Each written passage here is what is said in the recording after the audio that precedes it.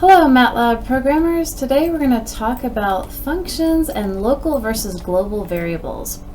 So here I've got a MATLAB function that takes one input argument and returns one result. And we can call that function by passing one item in the parentheses, and we're passing that into the function myTest. And when we're inside myTest, all the variables as a default are local. So A is local, it's only visible here. If I try to print A outside of that function, I can't see it. X is only visible inside this function. If I try to print it down here, I can't see it.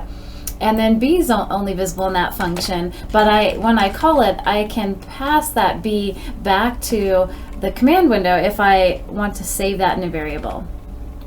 And I can pick the same name B, or I can pick X or Y. And so it's not that these B's are the same variable, it's just there's two local variables with the same value in it right now.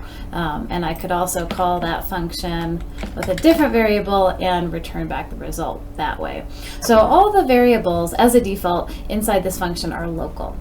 And so to pass something into the function, you need to pass it in parentheses. To return something from the function, it needs to be right here before the equal sign. And you could return more than one result if there was more than one thing that you wanted to return. Then you'd have the ability of returning multiple variables to the calling function.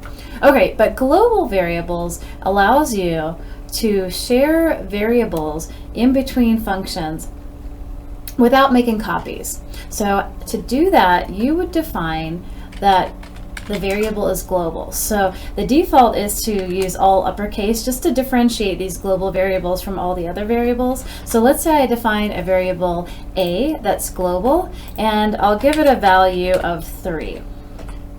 And let's say I want to share that with my function, and I don't want to make a local copy. I can share it by just saying that I want to reference the global version of A.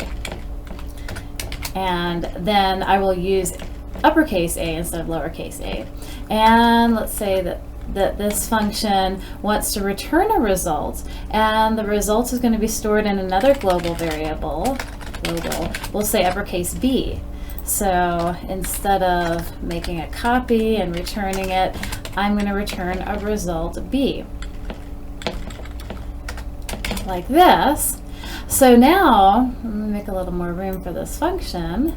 Now I'm not passing anything in, I'm not returning anything, but I'm accessing a global variable A to come up with my calculation, and I'm populating this global variable B to enable the command window or another function to be able to see what is inside B.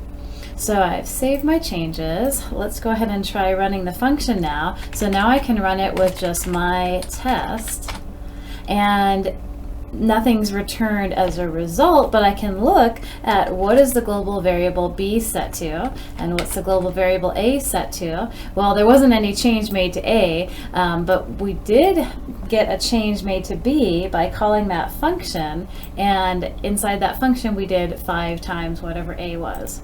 So I could try it again, call the function again. Let's make a change to A.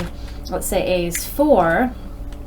Now when I call the function, then it's changed the global variable B, so it's 5 times 4.